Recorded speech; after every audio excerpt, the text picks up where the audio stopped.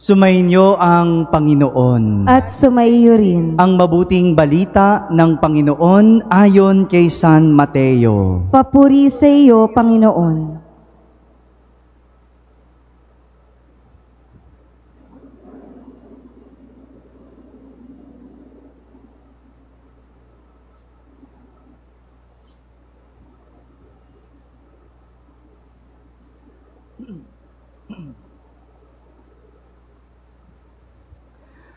Noong panahong iyon, sinabi ni Jesus sa kanyang mga alagad, "Ang pananalangin ninyo'y huwag kayong gagamit ng napakaraming salita gaya ng ginagawa ng mga hentil. Ang akala nila ay pakikinggan sila ng Diyos dahil sa dami ng kanilang salita. Huwag ninyo silang tutularan, sapagkat alam ng inyong Ama ang inyong kinakailangan bago pa ninyo hingin sa Kanya. Ganito kayo mananalangin: Ama naming nasa langit, sambahin nawa ang pangalan mo. Ikaw nawa ang maghari sa amin. Sundin nawa ang iyong kalooban dito sa lupa tulad ng sa langit. Bigyan mo kami ng pagkaing kailangan namin sa araw na ito, at patawarin mo kami sa aming mga kasalanan, tulad ng aming pagpapatawad sa mga nagkakasala sa amin. At huwag mo kaming iharap sa mahigpit na pagsubok, kundi ilayo mo kami sa masama. Sapagkat iyo ang kaharian at ang kapangyarihan at ang kapurihan magpakailanman. Amen. Sapagkat kung pinatatawad ninyo ang mga nagkakasala sa inyo, patatawarin din kayo ng inyong Amang nasa langit. Ngunit kung hindi ninyo pinatatawad ang mga nagkakasala sa inyo, hindi rin kayo patatawarin ng inyong Ama. Mga kapatid, ang mabuting balita ng Panginoon. Pinupuri ka namin, Panginoong Hesukristo. Magandang gabi po sa inyong lahat. Magandang gabi rin po, Father. Pakibati naman ng katabi ng magandang gabi.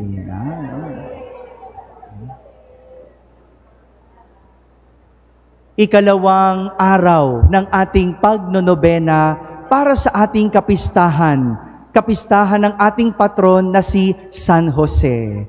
At ngayong araw na ito, tayo ay tinuturuan ni Jesus ng pinakamahalagang aral na dapat ginagawa at gagawin natin ngayong panahon ng Kwaresma.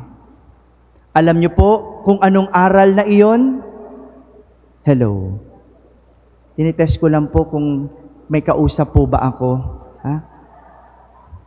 Ang aral na iyon ay ang aral ng panalangin. Sabihin niyo nga po, panalangin. Sa pasimula ng panalangin na tinuro ni Jesus, tinatawag natin ang Diyos bilang Ama namin. Ama natin.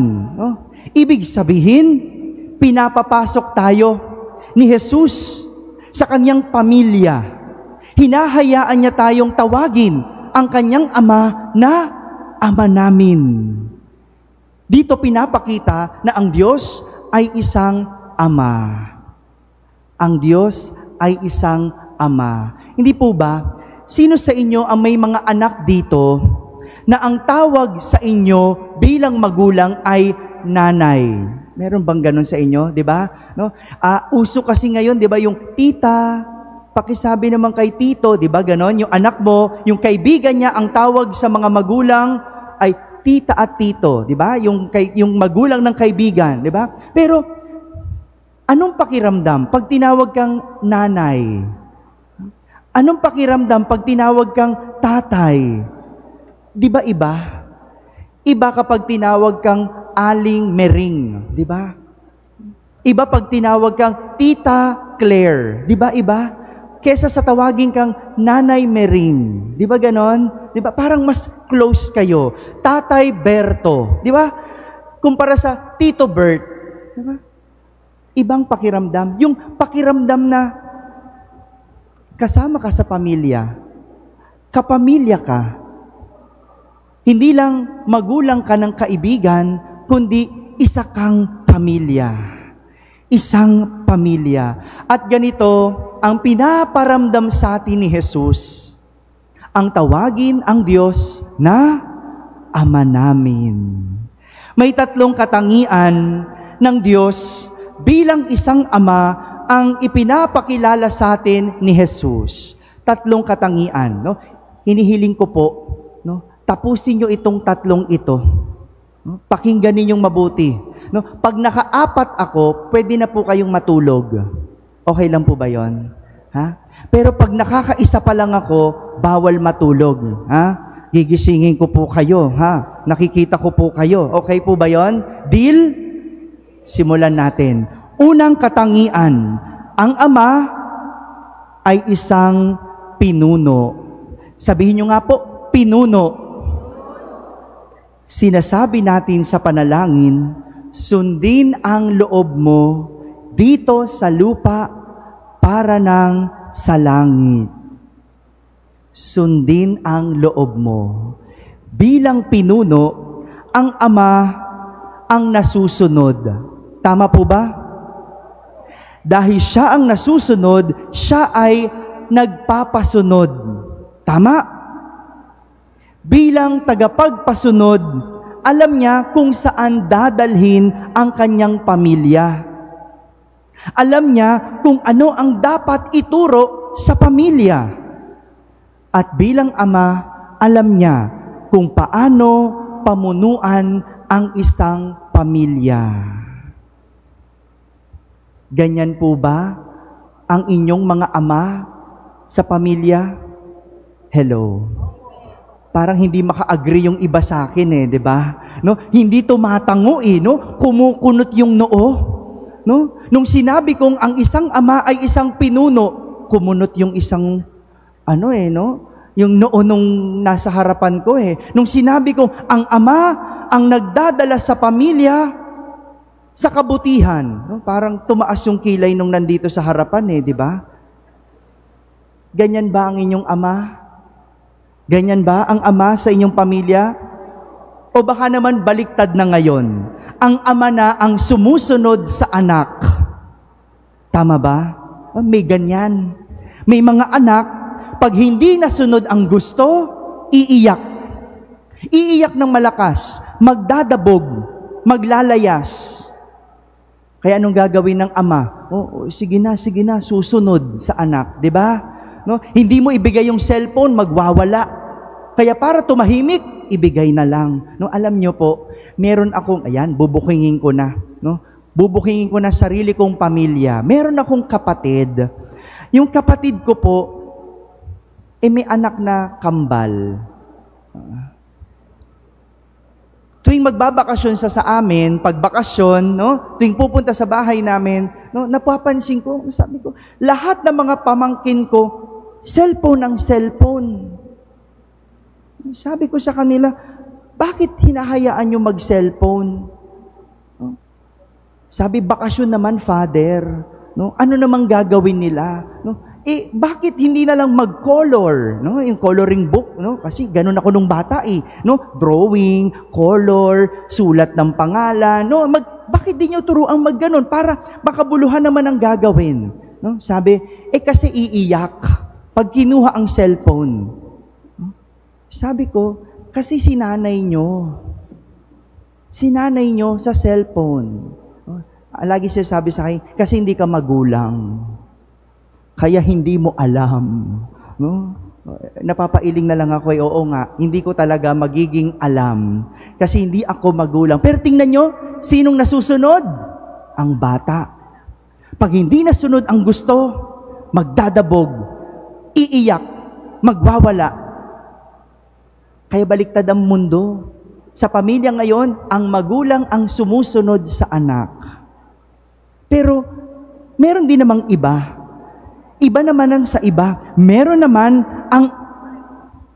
ang ama, sa halip na sila ang namumuno sa pamilya, baliktad. Ang anak ang namumuno sa pamilya. Yung mas marunong pa ang anak na magpatakbo ng pamilya dahil yung ama nagbibinata. Ang ama feeling binata. May kilala ba kayong ganyang ama? No, yung gabi na nasa labas pa nakikipag-inuman. May ganyan ba kayong kilalang ama? No? 'Di ba baliktad? Yung anak nasa loob, no? Gumagawa ng gawaing bahay. Yung ama nasa labas, nakikipag-inuman. Hello. May kilala ba kayong ganyang ama? Ang isang ama, isang pinuno. Pinamumunuan ang pamilya. Pangalawang katangian ng isang ama, ang ama ang tagapagtaguyod. Sabihin nyo nga po, tagapagtaguyod. Ano nga po yung una? Yung pangalawa? Yan. Okay. Tingnan ko lang kung di pa kayo magising niyan, no? Tagapagtaguyod, no? Sinasabi natin sa panalangin, bigyan mo kami ng aming kakanin sa araw-araw. Ang isang ama, provider. Isang provider. Sa kanyan magmumula ang pangangailangan ng pamilya. Siya ang takbuhan ng pamilya. Ulitin ko po. Siya ang takbuhan ng pamilya. Hindi tinatakbuhan ang kanyang pamilya. No, 'di ba? Malinaw 'yon, 'di ba? Oh, takbuhan ng pamilya. Hindi tinatakbuhan ang pamilya. Ganyan ba ang ama sa inyong pamilya? Tagapagtaguyod? Siya ba ang tagapagtaguyod? O siya ang tagasira? Hello. Siya ba ang tinatakbuhan? O siya ang tumatakbo? Siya ba ang tagapagbigay? O siya ang humihingi? Ang isang ama, tagapagtaguyod. Kaya dapat ang isang ama nagtatrabaho, nagsusumikap para sa pamilya. Father, baliktad na ngayon. Yung tatay ang nasa bahay, yung nanay ang nagtatrabaho. So, sino ang tatay? Oh, ang gulo, di ba? Yung nanay. Sino ang nanay? Minsan hindi rin eh. Yung tatay, yung anak. Di ba? Yung anak naman ang nanay. Siyang nag-aalaga ng bata. Ginulo natin yung pamilya. Pero, sa panalangin na tinuturo ni Jesus, pinapakita sa atin na ang tatay dapat tagapagtaguyod. Sa kanya magmumula ang kailangan ng pamilya. Pangatlong katangian ng isang ama, malapit na po matapos. Kapit, konti na lang. No? Pangatlong katangian, ang isang ama ang tagapagtaguyod. Gabay. Sabihin nyo nga po. Ano yung una? Pangalawa? Pangatlo? Tagapaggabay. Sinasabi natin sa panalangin, huwag mo kaming ipahintulot sa tukso at yadya mo kami sa lahat ng masama. Ang isang ama naglalayo sa pamilya sa masama. Ang isang ama lumalayo sa tukso at hindi nagpapatukso. Ang isang ama ang tagapagtanggol ng pamilya sa masama at naglalayo sa pamilya sa kapahamakan. Ganyan ba ang mga ama sa inyong pamilya? Siya ba ang naglalayo sa pamilya sa tukso? O siya yung madalas natutukso? Hello. Father, wala na po eh. Natukso na talaga. no? Lumipat na ng bahay, no? Wala na ang ama, no? Ang isang ama, siya ba ang naglalayo sa pamilya sa masama o siya ang sanhi ng kasamaan? Ang ama, siya ba ang tagapaggabay o siya ang nagdadala sa pamilya sa kapahamakan? Mga kapatid, ito po ang katangian ng isang ama. At ganito ang Diyos sa atin, isang pinuno na ating sinusunod, isang tagapagtaguyod na mapagbigay, at tagapaggabay na naglalayo sa pamilya sa kapahamakan. Ngayong araw na ito, pinagdiriwang natin ang nobenaryo ng ating patron na si San Jose.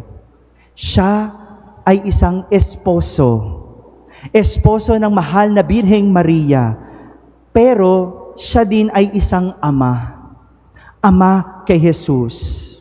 At bilang ama, bagamat hindi siya ang tunay na ama, bagamat hindi niya tunay na anak si Jesus, tumayo siya bilang pinuno ng kanyang mag-anak.